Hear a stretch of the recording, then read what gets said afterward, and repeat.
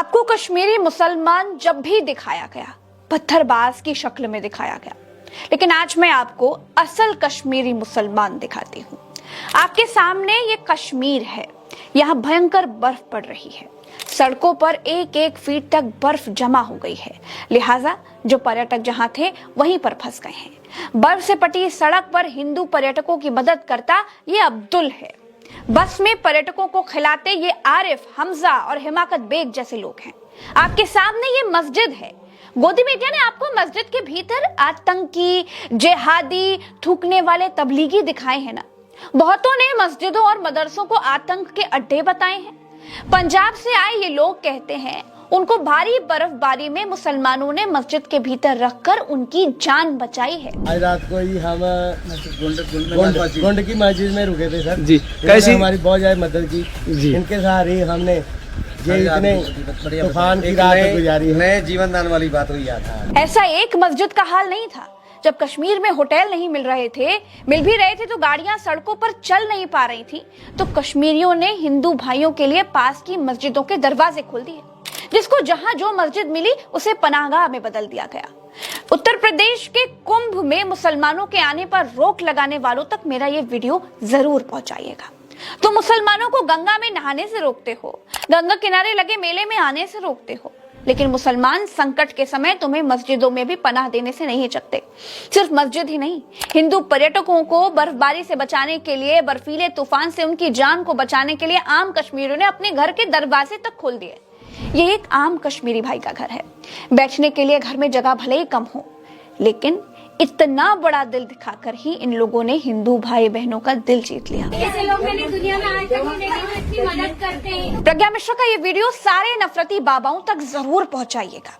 हिंदुओं को मुसलमानों के खिलाफ भड़काने वाले सारे नेताओं तक पहुंचाइएगा और उनसे पूछिएगा कि आपने तो कश्मीरी मुसलमानों को पत्थरबाज दिखाया था, मस्जिदों में आतंकी पलते हैं, हमको ये बताया था। वो पूरा सच था या ये पूरा सच है? आज की एक खबर देखने का अगर समय आपके पास नहीं है तो कोई बात नहीं, वीडियो को सेव कर लीजिएगा, बाद में देखिएगा, लेकिन जब भी देखिएगा प्लीज पूरा देखिएगा। कश्मीर और कश्मीरी मुसलमान वैसे नहीं है जैसा आज तक हमें बताया और दिखाया गया है। कश्मीरी मुसलमानों ने 1-2 नहीं 2000 हिंदू पर्यटकों को अपने घर और मस्जिदों में जगह दी। 1800 गाड़ियां बर्फबारी में फंसी हुई थी दोस्तों। गांदरबल, सोनमर्ग, गुलमर्ग, पहलगाम, इन जगहों का तापमान -22 डिग्री था। कश्मीरियों ने हिंदू पर्यटकों को सिर्फ पनाह ही नहीं दी, जिसके घर में जो राशन पानी था, जिससे जो जितना बन पड़ा उस हिसाब से उसने उसकी सेवा की। दैनिक भास्कर अखबार में छपी इस खबर का हिस्सा पढ़िए आप जरा। दूध पखरी में फंसे 9 पर्यटकों में एक पर्यटक राजेश राजपूत ने बताया कि हम बर्फबारी में 4 घंटे तक फंसे थे। शाम होने लगी थी, तापमान गिरने लगा था। अनीस अहमद और उनके परिवार के लोग आए और हमें लेकर गए, और उन्होंने हमारा जो ख्याल रखा वो हमेशा याद रहेगा। ऐसे और भी उदाहरण अखबार ने छापे हैं, अब वीडियो रोक कर खुद पढ़ सकते हैं। दोस्तों, इन नेताओं के भड़काने में प्लीज मत आइए। बाबाओं के लड़ाने से लड़िए मत। बस एक बात याद रखिए, 700 साल तक इस देश पर मुगल शासन रहा। 700 साल तक देश पर मुसलमानों ने एक छत्र राज किया है। अगर मुस्लिम राजाओं ने तलवार के दम पर इस्लाम फैलाया होता तो आपको लगता है कि 700 साल में भारत के भीतर कोई हिंदू बचता? और अगर 700 सालों तक मुगलों ने भारत में तलवार के दम पर इस्लाम फैलाया था तो भारत में सिर्फ 20% ही मुसलमान क्यों रहे? क्यों बहुसंख्यक आबादी मुगल काल में भी हिंदुओं की ही थी? मेरे ये बताने का मतलब सिर्फ इतना है कि अपने अपने धर्म का प्रसार सब करते हैं, अपनी अपनी तरह से करते हैं। इस देश के कमजोर, दलित, शोषित और वंचित हिंदू तबके ने जुल्म से परेशान होकर बौद्ध धर्म अपना लिया।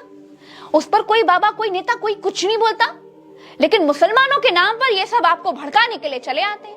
मस्जिदें खोदने के इस अमृत काल में हो सकता है आपको प्रज्ञा मिश्रा की बात पसंद ना आए, लेकिन तब भी मेरी आखिरी कोशिश यही रहेगी कि मैं चींटी जितने प्रयास से अगर मुट्ठी भर लोगों के दिमाग को भी अगर नफरत के जहर से निकाल पाऊं तो मैं खुद को बड़ा सौभाग्यशाली समझूंगी।